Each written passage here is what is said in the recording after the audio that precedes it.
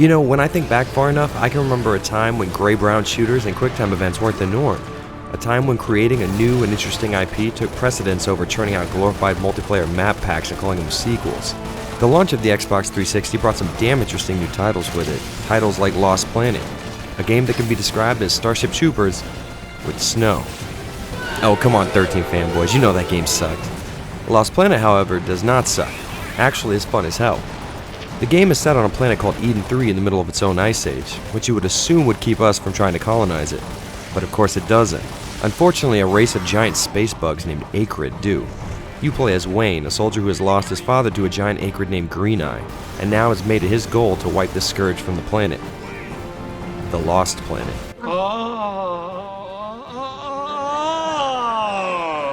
Which might be easier said than done because Wayne moved so slow.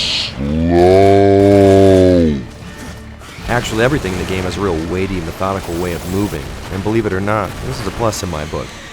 While I've always trashed Gears of War for this very problem, Lost Planet finds a way to make it work.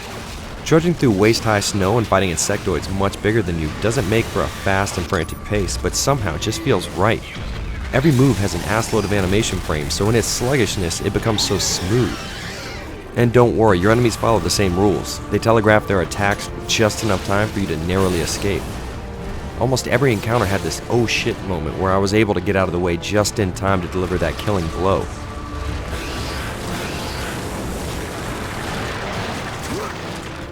Finding and using different weapons stays a focus, as your enemies can take a hell of a lot of shots to put down. I say enemies because bugs aren't your only foe.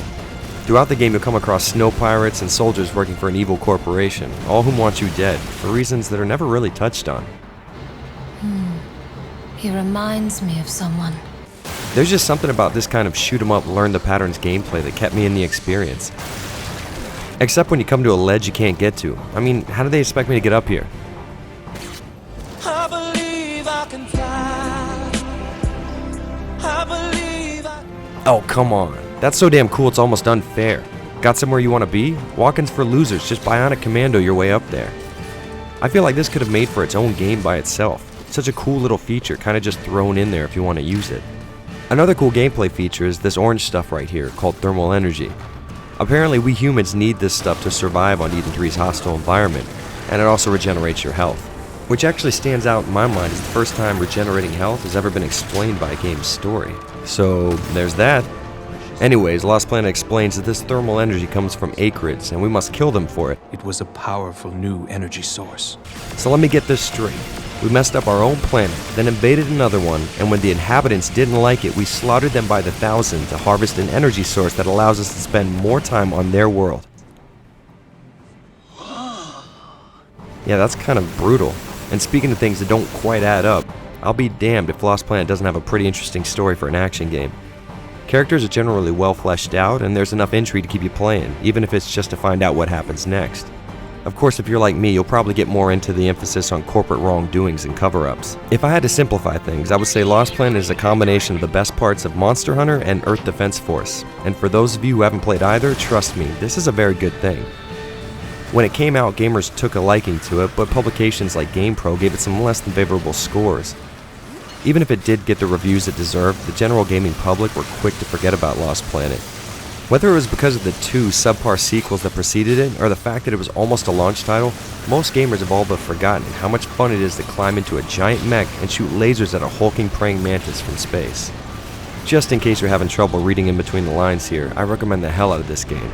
It's fun, frantic, challenging, and above all else, a trashed classic.